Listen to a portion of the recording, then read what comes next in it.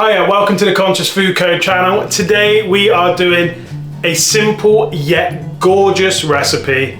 It's a whole roasted brill with a curried lemon butter and just some crispy, fried, roasted, delicious potatoes topped off with fennel seed. This is a very easy yet fantastically delicious recipe. First and foremost, grab yourself 4 potatoes per portion, get those potatoes halved and then halved again into a saucepan covered with water, and then I always like to put a few drips of olive oil and a good handful of salt into the water to get them cooking. We want to boil these till they're just al dente, just gone past that, so they're starting to get soft. Drain it, tip it into a colander and really ruffle that colander a lot. Get lots of edges on those potatoes. The more edgy those potatoes are, the more crispy and fluffy they'll get when you're pan roasting.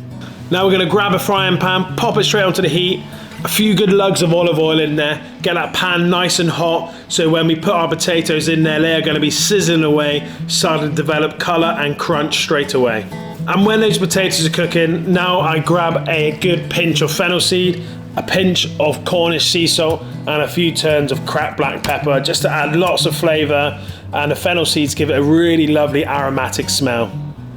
Keep frying these potatoes until they start going to go brown, and then we're going to add a good knob of butter just to help them on their way.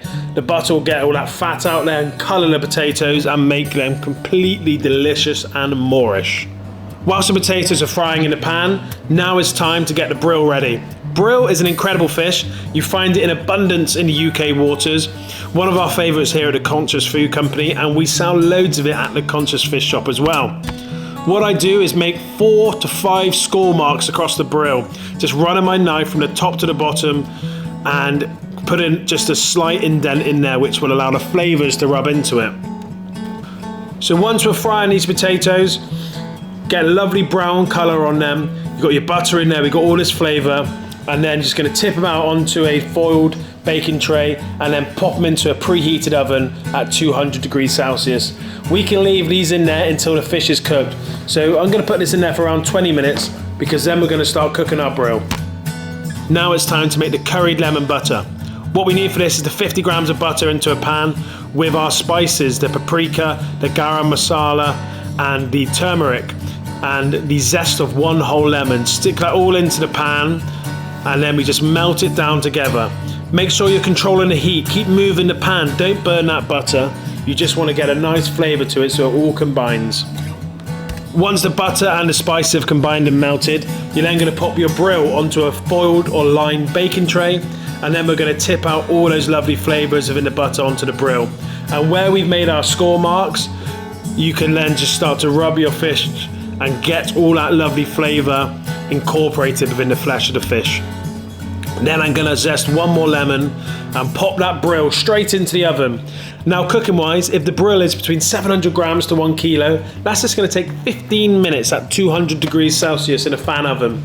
After the 15 minutes of the brill in the oven, you can grab that fish out, leave it to rest just for a minute or so before you start plating up, and we can get the potatoes out as well, which will be ready now. So now it's time to plate up the fish. The potatoes, you want to get them on the plate first, and then we're going to use a fish slice in one hand and a spoon or another fish slice in the other, and just very carefully go under from the tail, and on the other hand go under from the head, and lift the fish up and pop it onto your plate, slightly covering those potatoes.